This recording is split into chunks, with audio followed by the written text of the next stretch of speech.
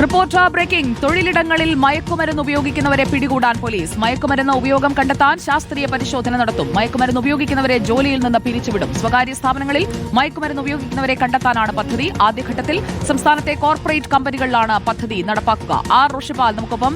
R Rishipal, എങ്ങനെയായിരിക്കും ഈ ലഹരി ഉപയോഗിക്കുന്നവരെ കണ്ടെത്തുക? അതിനായി സ്ഥാപനങ്ങളുടെ സഹകരണം കൂടി തേടിക്കൊണ്ടുള്ള ഒരു മാസ്റ്റർ പ്ലാൻ ആണോ ആലോചിക്കുന്നത്?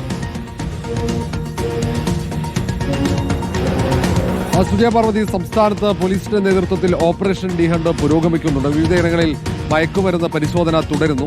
ഈ സാഹചര്യത്തിൽ പോലും മയക്കുമരുന്ന് പൂർണ്ണമായും നിയന്ത്രിക്കാൻ സാധിക്കുന്നില്ല, അതിന്റെ വിപണനം നിയന്ത്രിക്കാൻ സാധിക്കുന്നില്ല എന്നതാണ് വെല്ലുവിളി.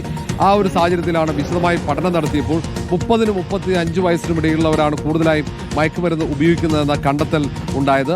അതിന്റെ അടിസ്ഥാനത്തിലാണ് സ്വകാര്യ സ്ഥാപനങ്ങൾ കേന്ദ്രീകരിച്ചുകൂടി പരിശോധന നടത്താനുള്ള തീരുമാനമെടുത്തിരിക്കുന്നത്. മയക്കുമരുന്നിന്റെ ഉപഭോഗം നിയന്ത്രിക്കാനുള്ള വഴി, മയക്കുമരുന്നിന്റെ ഉപയോഗം കുറക്കുക, അത് ഈ ബോധവൽക്കരണം കൊണ്ട് മാത്രം പ്രയോജനമില്ല എന്ന വിലയിരുത്തലിന്റെ അടിസ്ഥാനത്തിലാണ് ഈ ചേംബർ ഓഫ് കൊമേഴ്സ് ഉൾപ്പെടെയുള്ള വിവിധ സംഘടനകളുമായി ചേർന്നുകൊണ്ട് സ്വകാര്യ സ്ഥാപനങ്ങളിൽ, കോർപ്പറേറ്റ് കമ്പനികളിലൊക്കെ പരിശോധന നടത്താൻ, അവിടെ ജോലിയിൽ പ്രവേശിപ്പിക്കുന്നവരെ അവരെ നേരത്തെ തന്നെ സത്യവാങ്മൂലം ഒപ്പുവയ്പ്പിക്കും.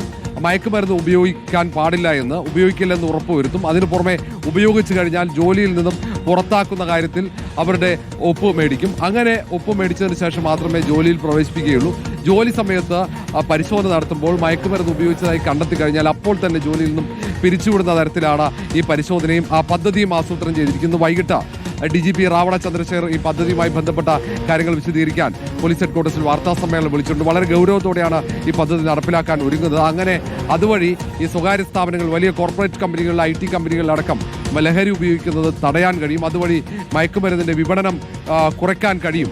ഈ സംസ്ഥാനത്ത് വ്യാപകമായി മയക്കുമരുന്ന് വിൽപ്പന വരുന്നുണ്ട്. അത് സിന്തറ്റിക് ഡ്രഗ്സ് ആണ്. ഏറ്റവും വില കൂടിയ ഡ്രഗ്സുകൾ ഉപയോഗിക്കുന്നത് കോർപ്പറേറ്റ് സ്ഥാപനങ്ങളിലൊക്കെയുള്ള ചെറുപ്പക്കാർ അതിൽ വീണു പോകുന്നുണ്ട് എന്ന വിലയിരുത്തലുണ്ട്.